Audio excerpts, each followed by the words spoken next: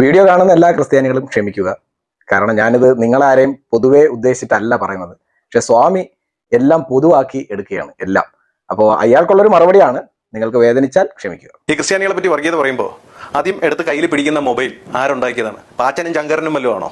ക്രിസ്ത്യാനികൾ ഉണ്ടാക്കിയ mobile phone, ക്രിസ്ത്യാനികൾ ഉണ്ടാക്കിയ ആപ്പ്, ക്രിസ്ത്യാനികൾ ഉണ്ടാക്കിയ മൈക്ക്, അല്ലേ? ഇതെല്ലാം എടുത്തു വെച്ച് പിടിച്ചിട്ട് ക്രിസ്ത്യാനികൾ ഉണ്ടാക്കിയ ഷഡ്ഡി ഇട്ടിരുന്നിട്ടാണ് ഈ പറയുന്ന ക്രിസ്ത്യാനികൾക്കെതിരെ സംസാരിക്കുന്നത്. ഉളുപ്പുണ്ടോ?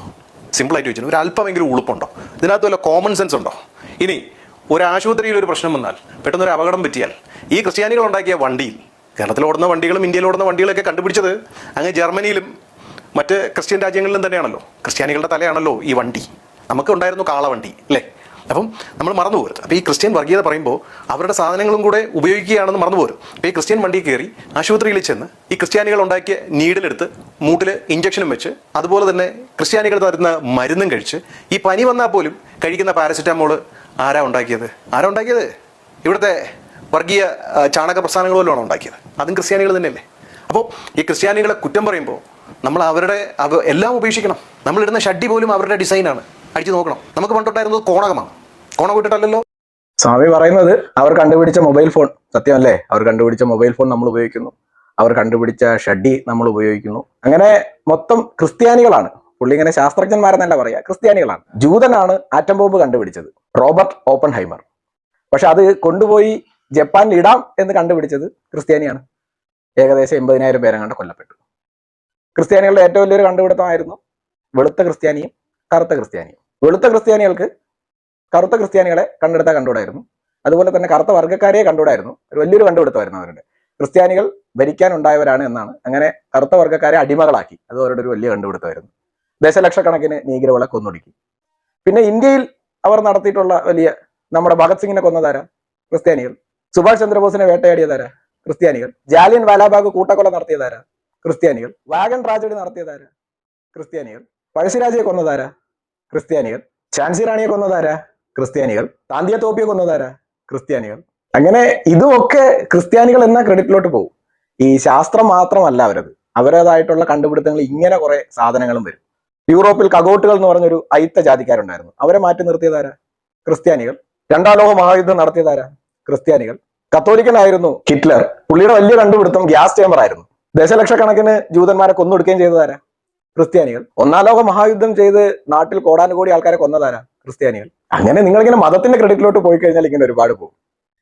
പിന്നെ നീ പറഞ്ഞാണെങ്കിൽ ജെട്ടി ഇപ്പോൾ യൂറോപ്പിലുള്ളവരും അമേരിക്കയിലുള്ളവരൊക്കെ ഇടുന്നത് ഇന്ത്യക്കാരും ബംഗ്ലാദേശികളൊക്കെ ചെയ്ത ജെട്ടിയാ. അവിടുത്തെ ജെട്ടി ഇടാൻ പറ്റൂല, കാര്യം ഭയങ്കര പൈസ.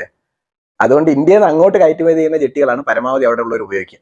അത്ര കോടീശ്വരനാണെങ്കിൽ മാത്രമേ അവിടുത്തെ ജെട്ടി ഉപയോഗിക്കാൻ പറ്റുള്ളൂ.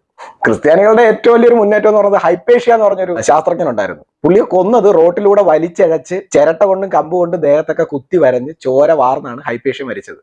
അലക്സാണ്ട്രിയ എന്ന് പറയുന്ന നഗരത്തിലെ വലിയൊരു ലൈബ്രറി ഉണ്ടായിരുന്നു. അവിടുത്തെ ഒരു മെയിൻ ആളായിരുന്നു പുള്ളി. അപ്പൊ ഇവർ ബഹുദൈവ ആരാധന പഠിപ്പിക്കുന്നു എന്ന് പറഞ്ഞാണ് ക്രിസ്ത്യാനികൾ കൊന്നത്. ജിയോർഡാനോ ബ്രൂണോ എന്ന് പറഞ്ഞിട്ടുള്ളൊരു ശാസ്ത്രജ്ഞൻ ഉണ്ടായിരുന്നു. പുള്ളിക്കാരൻ പറഞ്ഞു, നക്ഷത്രം എന്നത് വെളിച്ചം തരുന്ന ഒരു ബിന്ദു അല്ല, അത് സൂര്യനെ പോലെ ഒരു ഗോളമാണ്, അതും മറ്റു സൂര്യനുകളാണെന്ന് പറഞ്ഞു.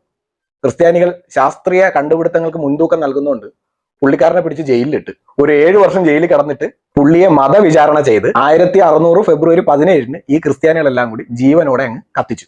ഗലീലിയോ ഗലീലി 1633 ഭൂമി ഉരുണ്ടതാണെന്ന് കണ്ട് പറഞ്ഞു. ശാസ്ത്രബോധമുള്ള ക്രിസ്ത്യാനികൾ പുള്ളിയെ ആദ്യം പിടിച്ച് ജയിലിലിട്ട് ചിത്രവധം ചെയ്ത് പുള്ളി തല കുനിച്ചു കൊടുത്തില്ല. അങ്ങനെ അവസാനം അങ്ങേരെ വീട്ടുതടങ്കലിലാക്കി അവിടെ ഇട്ട് കൊന്നു. ലൂസിയിലെ വാനിനി അങ്ങനെ ഒരു ശാസ്ത്രജ്ഞനുണ്ട്. പുള്ളിക്കാരൻ പറഞ്ഞു, മനുഷ്യൻ കുരങ്ങിൽ നിന്നാണ് പരിണമിച്ചെന്നോ അല്ലെങ്കിൽ കുരങ്ങനും മനുഷ്യനും ഏതാണ്ട് ഒരേ പൂർവികരാണെന്നോ ആയിരിക്കാം എന്നുള്ളൊരു വാദം മുന്നോട്ട് വെച്ചു. ക്രിസ്ത്യാനികൾക്ക് ഭയങ്കര ശാസ്ത്രീയ ബോധം ഉള്ളതുകൊണ്ട് നാക്ക് മുറിച്ച് കളഞ്ഞു, ശ്വാസം മുട്ടിച്ച് കൊന്ന ശേഷം കത്തിച്ച് ആ ചാരം എടുത്ത് പല്ല് തേച്ചോ ക്രിസ്ത്യാനികൾ എന്ന് മാത്രം എനിക്ക് അറിഞ്ഞുകൂടാ. അതോടുകൂടി ക്രിസ്ത്യാനികൾ ഇൻഡെക്സ് ലിബ്രോറം പ്രൊഹിബിറ്റോറം എന്ന് പറഞ്ഞൊരു നിയമം പാസാക്കി. അതായത് സഭയുടെ പുസ്തകത്തിലൊക്കെ കുറെ മണ്ടത്തരങ്ങളുണ്ടല്ലോ, അതിന് പ്രതികൂലമായിട്ട്, അതായത് ഭൂമി ഉരുണ്ടതാണെന്ന് പറയുക, സൂര്യനാണ് കേന്ദ്രം എന്ന് പറയുക, നക്ഷത്രങ്ങൾ സൂര്യനെ പോലുള്ള ഗോളങ്ങളാണെന്ന് പറയുക, ഇങ്ങനെയൊക്കെയുള്ള ശാസ്ത്രീയ ബോധം ഉണ്ടായിക്കഴിഞ്ഞാൽ അങ്ങനെയുള്ള ബുക്കുകളൊക്കെ സഭ നിരോധിച്ചു. സഭയുടെ ഏറ്റവും വലിയ കണ്ടുപിടുത്തമായിരുന്നു ഇൻക്വിസിഷൻ, മതപരിവർത്തനത്തിന് തയ്യാറാകാത്തവരെ കൊന്നുകളയുക. അപ്പൊ ഈ മതവും ശാസ്ത്ര ലോകത്തെ കണ്ടുപിടുത്തങ്ങളുമായിട്ട് ഈ കൂട്ടിക്കെട്ടരുത്. തന്നെ പോലുള്ള കുറെ മണ്ടന്മാരുണ്ട്. ക്രിസ്ത്യാനികൾ മൊബൈൽ കണ്ടുപിടിച്ചു, ക്രിസ്ത്യാനികൾ കക്കൂസ് കണ്ടുപിടിച്ചു, ക്രിസ്ത്യാനികളാണ് ട്രെയിൻ കണ്ടുപിടിച്ചത്, ക്രിസ്ത്യാനികളാണ് കാർ കണ്ടുപിടിച്ചത്, ക്രിസ്ത്യാനികളാണ് ബോംബ് കണ്ടുപിടിച്ചത്, ക്രിസ്ത്യാനികളാണ് ആറ്റം ബോംബ് ഇട്ടത്, ക്രിസ്ത്യാനികളാണ് ഭഗത് സിംഗിനെ കൊന്നത്, ക്രിസ്ത്യാനികളാണ് നീഗ്രോകളെ അടിമകളാക്കി വെച്ചത്, ക്രിസ്ത്യാനികളാണ് ദശലക്ഷക്കണക്കിന് നീഗ്രോകളെ കൊന്നത്, അമേരിക്കയിലുള്ള വെളുത്ത ക്രിസ്ത്യാനികളാണ് കറുത്ത ക്രിസ്ത്യാനികളെ പച്ചയ്ക്ക് കത്തുകയും മരങ്ങളിൽ കെട്ടിത്തൂക്കുകയും ചെയ്തത്, ക്രിസ്ത്യാനികളാണ് ഗോവയിൽ 10,000 ആൾക്കാരെ ഇൻക്യൂസിഷൻ നടത്തി കൊന്നത്, ക്രിസ്ത്യാനികളാണ് മംഗൾ പാണ്ഡെയെ കൊന്നത്, ക്രിസ്ത്യാനികളാണ് ഝാൻസി റാണിയെ കൊന്നത്, ക്രിസ്ത്യാനികളാണ് പഴശ്ശിരാജയെ കൊന്നത്, ക്രിസ്ത്യാനികളാണ് ടിപ്പു സുൽത്താനെ കൊന്നത്, ക്രിസ്ത്യാനികളാണ്. ഇങ്ങനെ ഇത് ക്രിസ്ത്യാനികളുടെ ലേബലിൽ ഇട്ട് കഴിഞ്ഞാൽ നിങ്ങൾക്ക് ഒരുപാട് സാധനം ക്രിസ്ത്യാനികളുടെ പേരിലോട്ട് കൊണ്ടുപോകാം. ശാസ്ത്രീയമായ കണ്ടുപിടുത്തങ്ങൾ നടത്തിയവന്മാരെയൊക്കെ കൊന്നു കളഞ്ഞത് ക്രിസ്ത്യാനികളാണ്. വിഞ്ച് ഹണ്ട് എന്ന് പറഞ്ഞ് ദുർമന്ത്രവാദിനി വേട്ട എന്ന് പറഞ്ഞ 5 ലക്ഷത്തോളം സ്ത്രീകളെ യൂറോപ്പിൽ കൊന്നൊടുക്കിയത് ക്രിസ്ത്യാനികളാണ്. ഇങ്ങനെ പോകും ക്രിസ്ത്യാനികളുടെ ക്രെഡിറ്റിലോട് സാധനം വന്ന. പിന്നെ താൻ അറിഞ്ഞിരിക്കേണ്ട കാര്യം, ഈ പറയുന്ന യൂറോപ്പിലുള്ള ക്രിസ്ത്യാനികൾ വായ്ക്ക് രുചിയായിട്ട് വല്ലതും തിന്നാൻ തുടങ്ങിയത് കേരളത്തിലും ഇന്ത്യയിൽ നിന്നും കുരുമുളകും ഏലവും ഇഞ്ചിയൊക്കെ അങ്ങോട്ട് പോയിട്ടാണ്. അതിനു മുമ്പ് അവിടെ കുടിച്ചോണ്ടിരുന്നത് ബാർലിയുടെയും ഗോതമ്പിന്റെയും കഞ്ഞിയും, പിന്നെ ഉപ്പ് മുറ്റിയ റൊട്ടിയും, പിന്നെ ഇവർ ഈ ഇറച്ചി പ്രിസർവ് ചെയ്ത് വെക്കും. ഉപ്പിലാണ് പൊതിഞ്ഞ് ഇറച്ചി പ്രിസർവ് ചെയ്ത് വെക്കുക. എന്നിട്ട് അത് വേവിക്കുന്ന വെച്ചാൽ ഉപ്പ് കുമിഞ്ഞിട്ട് തിന്നാൻ പറ്റില്ല, എന്നാലും കഷ്ടപ്പെട്ടത് കടിച്ചു തിന്നും. ഈ കുരുമുളകും ഏലവും ഇഞ്ചിയൊക്കെ അവിടെ എത്തിയപ്പോഴാണ് ഇതൊക്കെ മര്യാദയ്ക്ക് പ്രിസർവ് ചെയ്ത് വെക്കാനും വായ്ക്ക് രുചിയായിട്ട് വല്ലതും തിന്നാനും തുടങ്ങിയത്. അത് നമ്മുടെ നാട്ടിലെ ആദിവാസികൾ ഉപയോഗിച്ചുകൊണ്ടിരുന്ന സാധനമാണ് ഇതെല്ലാം. അത്രയ്ക്ക് ഞങ്ങൾ ക്രിസ്ത്യൻ പ്രേമം മൂത്ത് നിൽക്കുന്ന താൻ അറിയാൻ വേണ്ടി പറയുന്നതാ. കുറച്ച് 1-2 ഉദാഹരണം പറയും. ഈ ഗണിതശാസ്ത്ര രംഗത്ത് നമ്മളത്ര പ്രഗത്ഭരാരും ഇല്ലായിരുന്നു. ക്രിസ്ത്യാനികൾക്കൊന്നും യൂണിവേഴ്സിറ്റി എന്ന് പറഞ്ഞൊരു കൺസെപ്റ്റ് ഇല്ലായിരുന്നു. യൂണിവേഴ്സിറ്റി എന്ന് പറഞ്ഞാൽ അവർക്ക് അറിയില്ല, സർവകലാശാല. അന്ന് ഇന്ത്യയിൽ 12ഓളം സർവകലാശാല ഉണ്ടായിരുന്നു. അതൊക്കെ അഗ്നിക്കിരയാക്കിയതും നശിപ്പിച്ചു കളഞ്ഞതും അറബികളാണ്. അവർ വന്നാണ്, അവർക്ക് ഈ അക്ഷരത്തോട് വലിയ പ്രേമമായതുകൊണ്ട് അവർ നമ്മുടെ നളന്തയും തക്ഷശിലയും ഒക്കെ അങ്ങ് കത്തിച്ചു. കാന്തള്ളൂർ ശാല എന്ന് പറഞ്ഞിട്ട് ഒരെണ്ണം കേരളത്തിലുണ്ടായിരുന്നു. ദക്ഷിണ നളന്ത എന്നാണ് അറിയപ്പെട്ടിരുന്നത്. അറിയോ ആവോ അതോ ഇനി ക്രിസ്ത്യാനികളാണോ അതും കണ്ടുപിടിച്ചത്. പിന്നെ വേറൊരാളുണ്ടായിരുന്നു, കേരള സ്കൂൾ ഓഫ് മാത്തമാറ്റിക്സ് സ്ഥാപിച്ച സംഗമ ഗ്രാമ മാധവൻ. അറിയാമോ എന്തോ? സൈൻ, കോസ്, കോസൈൻ, ടാൻ എന്നൊക്കെ പറഞ്ഞ് നമ്മൾ കേട്ടില്ലേ കാൽക്കുലസിലുള്ളത്, ട്രിഗ്നോമെട്രിക് ഒക്കെ ഉള്ളത്. അതൊക്കെ യൂറോപ്യന്മാർക്ക് അറിയുന്നതിന് മുമ്പേ വളരെ ബ്രില്യൻ്റ് ആയിട്ട് ഉപയോഗിച്ചിരുന്ന ആൾക്കാരാണ് അവരൊക്കെ. അനന്ത ശ്രേണി, പൈയുടെ വാല്യൂ ദശാംശം കഴിഞ്ഞ് 11 സ്ഥാനങ്ങളുണ്ട് എന്നൊക്കെ കണ്ടുപിടിച്ചത് ഈ മാധവനാണ്. ഈ സ്ഥലം എന്ന് പറയുന്നത് ഇപ്പോഴത്തെ തൃശ്ശൂരാണ്, ഇരിങ്ങാലക്കുട അടുത്താണ് ഈ സ്ഥലം വരുന്നത്. സംഗമ ഗ്രാമം, ഇന്റഗ്രേഷൻ, ഡിഫറൻഷിയേഷൻ, ഇതൊക്കെ നമ്മൾ ഇവിടെ നിന്ന് പോയതാണ്. ഇത് ഞാനല്ല പറഞ്ഞത്, ഒരു ക്രിസ്ത്യാനി തന്നെയാ പറഞ്ഞത്. കൊച്ചിയിലും മലബാറിലുമുള്ള മിഷണറിമാർക്ക് ഈ ഗ്രന്ഥങ്ങളൊക്കെ കിട്ടി. ഇവന്മാർക്ക് വല്ല ചുക്കും വാഴയ്ക്കും ചെയ്യുമ്പോൾ വല്ലതും അറിയാമോ? ഇത് എടുത്തു വെച്ച് മറച്ചു വെച്ചൊക്കെ നോക്കി ഇത് എന്താ സാധനം എന്ന് പറഞ്ഞിട്ട് എന്തായാലും ഈ ബുക്കുകൾ എല്ലാവരും കൂടെ അവർ ഇവിടെ നിന്ന് ഇന്ത്യയിൽ നിന്ന് കടത്തി യൂറോപ്പിലുള്ള പല യൂണിവേഴ്സിറ്റികളിൽ എത്തിച്ച് ഇത് എന്താണെന്ന് പഠിക്കാൻ. അങ്ങനെ അവരത് പഠിച്ചു. ഇത് പറഞ്ഞത് ഞാനല്ല, ജോർജ് ഗീവർഗീസ് ജോസഫ് എന്ന് പറയുന്ന ഒരു ചരിത്രകാരനാണ്. The Crest of the Peacock എന്ന് പറയുന്ന പുള്ളിയുടെ ഗ്രന്ഥത്തിലാണ് ഇത് പറഞ്ഞിട്ടുള്ളത്. ഇതിൽ നിന്നൊക്കെയാണ് അവിടുത്തെ ഗണിതശാസ്ത്ര മേഖലയും അതുപോലെ തന്നെ അവർ മറ്റു മേഖലകളൊക്കെ വികസിപ്പിച്ചെടുക്കുന്നത്.